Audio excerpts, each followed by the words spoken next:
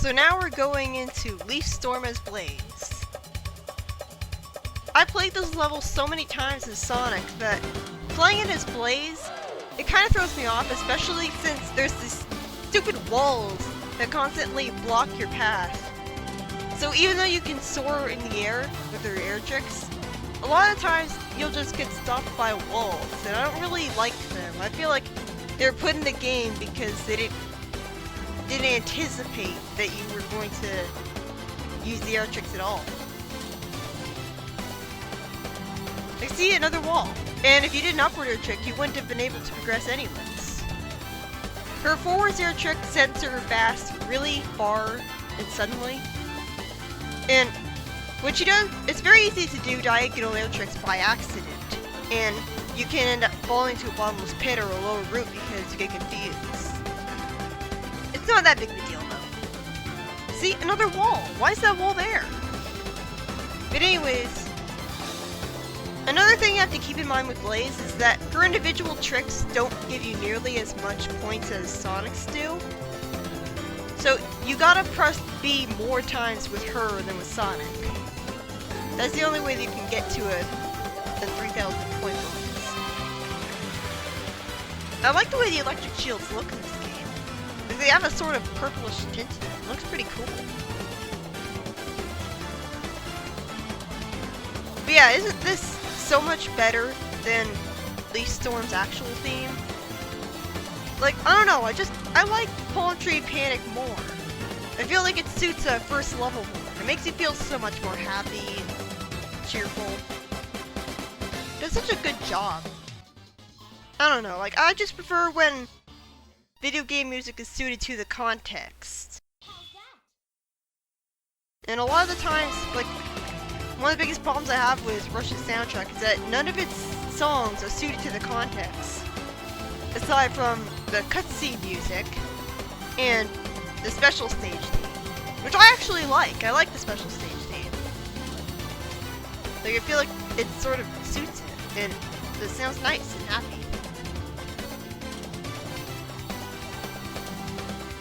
But yeah, there's been a lot of confusion on what exactly Blaze is ever since 06, because in 06, all of a sudden Blaze was from the future, and she was working with Silver, and they didn't actually bother explaining that. I think it would have been better if they just had Silver say that she came from the Soul Dimension. But there's such confusion among the fanbase over whether Blaze was from the Soul Dimension or from the future. And eventually Takashi Iizuka actually had to come out and say, no, Blaze is from the Soul Dimension. Ignore that Sonic 06 bullshit. He didn't say it exactly like that, but still. Like, I don't know. I don't really know why they thought it was a good idea. I mean, I know Sonic 06 was meant to be a reboot. That's also part of why Shadow was a gun agent in that game. And, like, you can tell that it was supposed to be a reboot because it was called just Sonic the Hedgehog.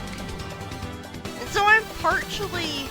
Like, if 06 had been good, it actually would have been a reboot. Like, I bet, like, the reason that they decided to go with the ending that erased it from the timeline was because they knew that it wouldn't be very well received. So, I feel like if 06 had been good, then we would have had all of the games that came before it retconned. We would have had the classic era retconned, the Dreamcast era retconned. Everything good before it would have been completely ignored afterward. I don't really feel like that's a good decision. When Blaze does a spin dash, she twirls around with a tornado of fire around her. So it still looks like she should be damaging enemies, which is good. It's only when she's trying to charge up the spin dash that she looks like she really shouldn't be invulnerable. But now we've got the first boss again. And I guess canonically, Sonic and Blaze fight this boss at the same time. But if that's the case, then how do they not notice each other?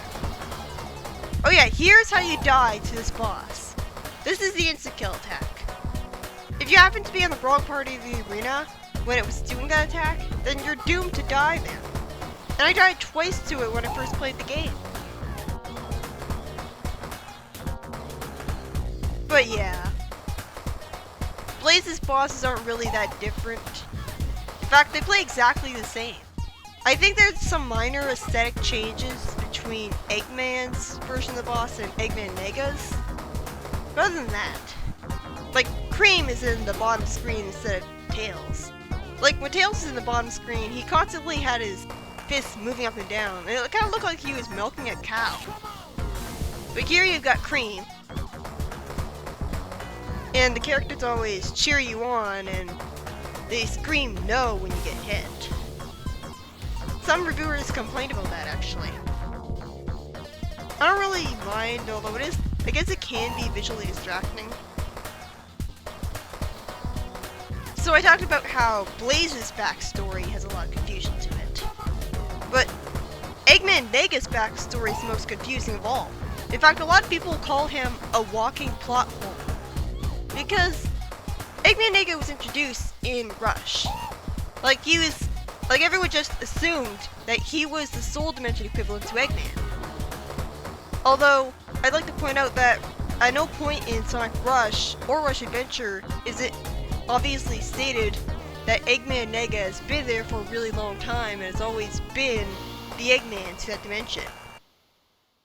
So, like, if you just play Rush and focus on the story, you can easily assume, just taking the story by itself, that Eggman Nega just appeared in the Soul Dimension. But yeah, like, in Rush, Eggman Nega is implied to be the counterpart to Eggman. But in Rival series, it's confirmed that Eggman Nega is actually the descendant of Eggman. And he wanted revenge on Eggman because he basically ruined his family history. Like, everyone associates the Eggman line with Eggman now. And so Eggman Nega eventually went insane and decided to prove them wrong by becoming even worse than Eggman. Really? Like, anyways, like, a lot of people are confused about whether Eggman Nega is the descendant of Eggman or if he's the Soul Dimension counterpart to him. I don't know why it can't be both. I mean, maybe he's just a dimensional traveler and he just came from Sonic's future, but he went to the Soul Dimension just to screw things up. Like, again, nothing in Rush ever says outright that this is the Soul Dimension counterpart of Eggman and Blaze has been fighting him for years. So, for all we know, he just showed up one day. But yeah, it's not very clear on that. Like, I like how Eggman Nega is all sarcastic, like, he has lines to make me laugh. But a lot of people think he's just Eggman with a charm and like ability set down though. But we've got those combat rooms back, and again, like, I think it would have been better if different attacks would deal different amounts of damage. Like, if you boosted into them, it would kill them instantly. Or at the very least, would deal like 2 hits instead of 1. But unfortunately, there's no way that you can really speed up defeating the enemies. You've also got, like, there's a whole bunch of gimmicks in this level. Like, the hangers that you just boosted through, they didn't just appear in Altitude Limits, they were in here too.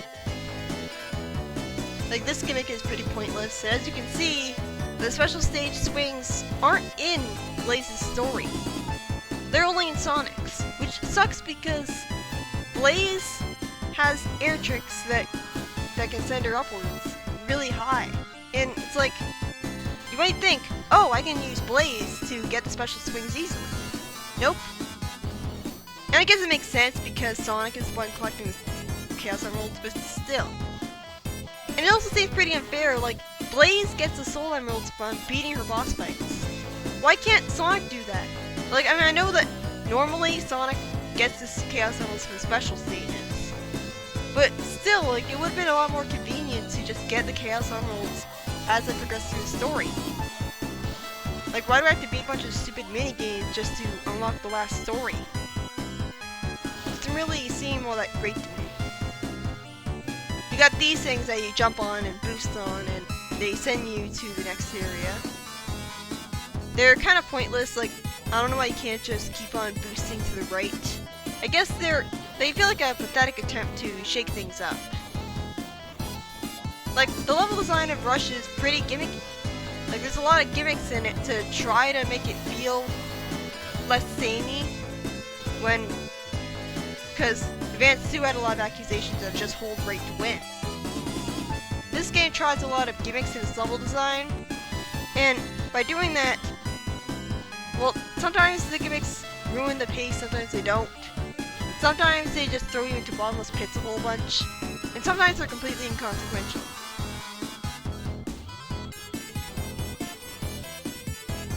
The sound effects of the game, they tend to drown out the music themselves. Like, it's kind of hard to hear the music of the game when you constantly hear your character doing tricks over and over again. Like, again, I preferred it in the Advanced series where you did a trick in Advanced 2 when you didn't have a voice clip. You just had a cool wishing sound. Like, I don't know why they can't just do that. In this game, the sound effects constantly drown out the music, and there's no option in the options menu to change how high the volume is of the sound effects compared to the music. And you got this again. I really don't know why they thought this was a good idea. Another gimmick that Mirage Road has is block pushing. Like, basically you boost into the blocks and that's how you progress. Like, sometimes you have to jump on top of them to get to higher areas. And the problem is that even though you're boosting, the blocks still slow you down. I think it would have felt a lot more satisfying if, when you boosted into the blocks, you still moved just as fast as you normally did. Like, it's not as slow as in Marble Zone, but, like, so it doesn't feel as out of place, but still.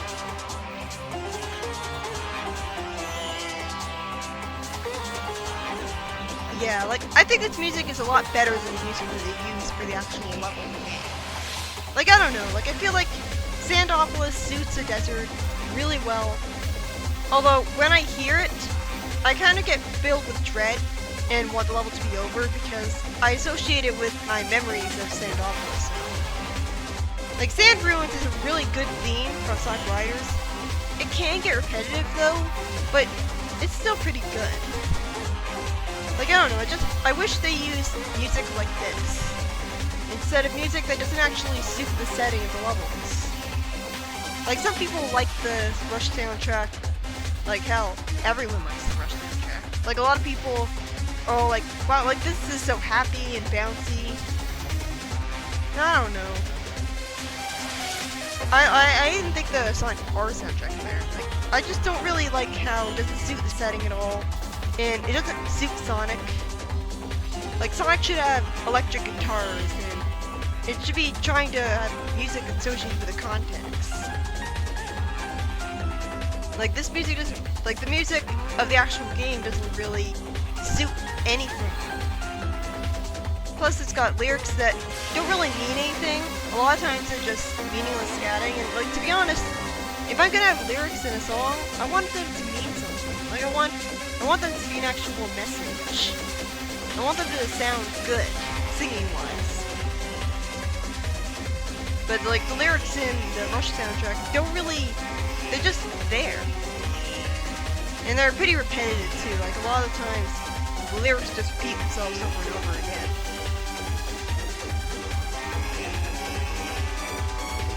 But yeah, like, this game really wants to be a spiritual successor to Sonic 3 and Knuckles. Like, I mean, like, let's count the ways in which it tries to be like Sonic 3 and Knuckles, okay? It introduces a new Knuckles-like character that you play as a story exclusive to it, and only lets you restart an unbeaten level from Act 1. There's really long levels. Night Carnival Zone is like Carnival Night Zone is named. Like, I don't know. Like, this game tries in so many ways to be like Sonic 3 Knuckles, like with multiple ways of entering a special stage in a level, but in the end, it's just really not able to measure up to it. There's so many things that make it different from it. Like, the boost gameplay turns it into more of a button masher than a platformer. And you're so focused on button mashing that you don't really notice how fast you're going. You can't really get any thrills from it. So I don't really feel like it accomplishes the feeling of speed as good as Sonic 3 Knuckles, even though you're technically going faster. Look at how boring this section is. I mean, like, you can literally just spend the entire time just standing still. Like, occasionally an enemy will come towards you, but most of the time, like, you could just stand still, and, like, who thought this was a good idea in a Sonic game? I really don't understand why they thought this was fun. And Mirage Road is the third level in the game. For Sonic, you've got Leaf Storm, which is really fun, even on the first playthrough. And then you're immediately sent into a water level. And right after that, you're sent into a desert. And desert levels in Sonic games always suck. Like, even people who like Sonic Rush in the first playthrough, I'm sure they didn't really like this level either, because it's mostly just beat 'em ups. It's mostly just combat routes. And like, having a water level and then a desert level right beside each other really early in the game, it just feels exhausting. Like, I get that they had a water level and then a desert level in a row so early on, because it was trying to impress you really early on with how the boost makes even the most tedious levels of the game more fun. But it's still exhausting and not a very good design decision. Like, the desert level should be a really late game level, because desert levels aren't very good. And this is another boss that can drag on forever. Like, I don't know why the ball keeps on flashing, even when it's being held by the boss and you can't set it into it. Generally, when you're in a boss fight in a 2D Sonic game, or in any Sonic game for that matter, you're better off saving the rings rather than collecting all of them at once. Because you don't want to make it so that when you lose all your rings and you can't get them back, suddenly you don't have any rings to collect anymore. But the problem is that it's very easy in these rush boss fights to accidentally collect all the rings because you're constantly moving around the arena and jumping around it. So that's one of the biggest problems that I have with the rush boss fights in general. But yeah, like I mentioned earlier, this game introduces the 4Kids voice cast, along with Shadow the Hedgehog. And I have various opinions on all of them. Honestly, I think that they're better than the ones that we have now, as of generations and colors. Like, the annoying thing is that Ryan Drummond did record lines for Sonic in this game's demo. You could hear them in the E3 demo, but they were dropped and he was replaced with Jason Griffith. And a funny story about that is Ryan Drummond wasn't even really told that he was being dropped. Like, he went in to record lines for Shadow the Hedgehog, and all of a sudden, it turns out there was this new guy that was recording lines instead.